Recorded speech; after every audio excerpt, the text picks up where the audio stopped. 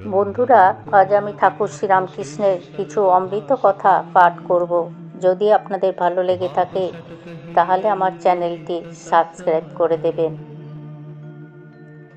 এই নির্বিকল্প অবস্থায় ঠাকুর 6 মাস স্থিত ছিলেন। এই সম্বন্ধে ঠাকুর বলছেন, যে অবস্থায় পৌঁছালে সাধারণ জীবেরা আর ফিরতে পারে না। শরীরটা মাত্র 21 দিন থেকে শুকনো পাতার মতো ঝরে পড়ে। আমি সেখানে 6 মাস ছিলাম। দিন রাত কখন কোন দিক দিয়ে আসতো যেত কিছু জানতে পারতাম না। মরা মানুষের নাকে মুখে যেমন মাছি ঢোকে তেমনি ঢুকতো। চুলগুলো ধুলোয় ধুলোয় জটা পাকিয়ে গেছিল। শরীরটা কি আর থাকতো? ওই সময়ই যেত।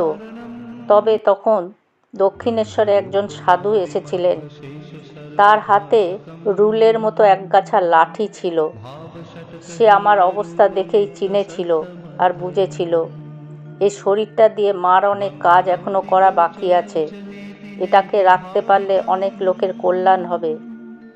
তাই খাবার সময় ওই সাধু খাবার এনে মেরে মেরে হুঁশ আনবার চেষ্টা করত। একটু হুঁশ হচ্ছে দেখেই মুখে খাবার গুজে দিত। এই রকম করে কোনো দিন একটু আধটু পেটে যেত, কোনো দিন যেত না। এইভাবে 6 মাস গেলে একদিন প্রাণের ভেতর শুনতে পেলাম মার কথা। মা বলছেন, ভাব মুখে থাক, লোক শিক্ষার জন্য ভাব মুখে থাক। তারপর অসুখ হলো রক্ত আমাশার। পেটে অসহ্য মোচড়, অসহ্য যন্ত্রণা। সেই 6 মাস, প্রায় 6 মাস ভুগে ভুগে তবে শরীরে একটু একটু করে মন নামল। সাধারণ মানুষের মতো হুঁশ এলো। তার পূর্বে মন থেকে আপনা হতেই ছুটে গিয়ে সেই নির্বিকল্প অবস্থায় চলে যেত। ঠাকুর সেই আমাশার রোগে আক্রান্ত হবার অব্যাহতি পূর্বে মথুরবাবুর পরিবারে একটি ঘটনা ঘটেছিল, যাহা ঠাকুর নিজে তাহার ওই রোগের একটা হেতু বলে উল্লেখ করেছেন। মথুরবাবুর স্ত্রী জগদম্বা দাসী এই সময় কঠিন আমাশার রোগে আক্রান্ত হন এবং ক্রমে তাহার রোগ এত বেড়ে উঠল যে চিকিৎসকগণ তাহার জীবন রক্ষা সম্বন্ধে নিরাশ হলেন। তখন মথুর চিন্তা ভয়ে উন্মত্ত হয়ে দক্ষিণেশ্বরে ঠাকুরের নিকট এসে উপস্থিত হলেন। ঠাকুর তখন পঞ্চবটিতে বসেছিলেন।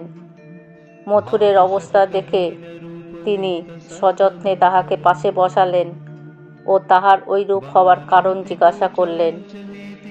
মথুর সজল নয়নে সকল কথা নিবেদন করে বললেন, বাবা, আমি যে শুধু স্ত্রীকে হারাতে বসেছি তা না, সম্পত্তি পরিচালনার ভার যদি অপরের হাতে চলে যায় তাহলে আমি তোমার সেবা হতে বঞ্চিত হব। মথুরের দুঃখ বেদনায় ঠাকুরের হৃদয়ে করুণা হলো। ঠাকুর ভাবাবিষ্ট হয়ে মথুরকে বললেন, ভয় নেই, তোমার স্ত্রী আরোগ্য হবে। মথুর ঠাকুরের এই অভয়বাণীতে আশ্বাস পেয়ে বাড়ি ফিরে গেলেন এবং দেখলেন তার স্ত্রীর অসুখ হঠাৎ ভালোর দিকে মোড় ফিরেছে এবং তাহার জীবন রক্ষার সম্বন্ধে ভয়ের আর কোনো কারণ নেই।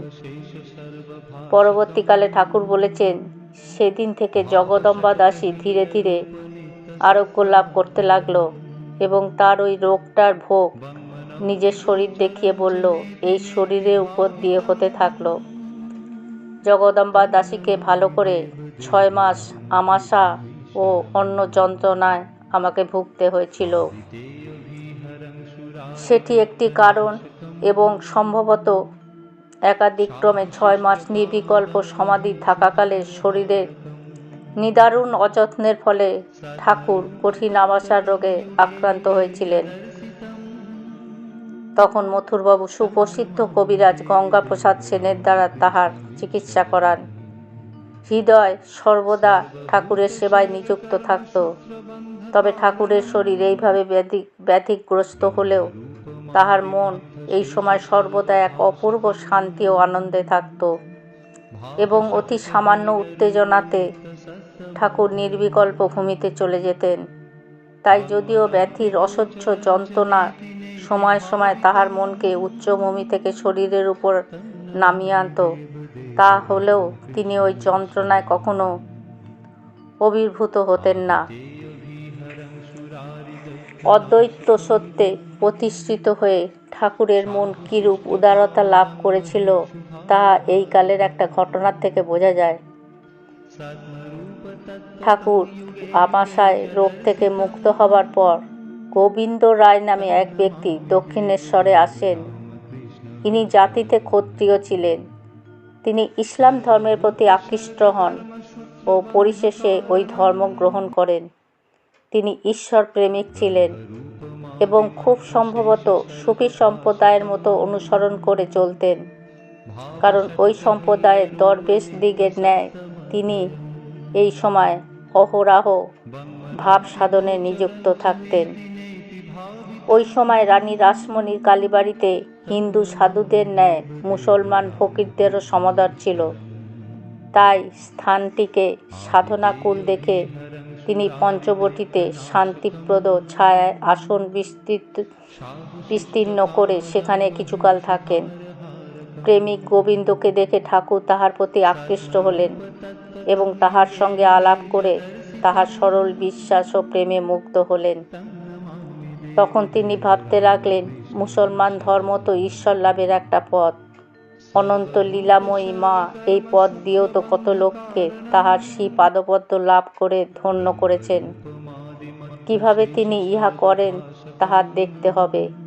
এইরূপ চিন্তা করে ঠাকুর স্থির করলেন গোবিন্দের নিকট থেকে দীক্ষা নেবে এবং তিনি এই সাধনায় নিযুক্ত হবেন। বন্ধুরা, আজ আমি পাঠ এখানেই শেষ করলাম। জয় ঠাকুর, জয় মা।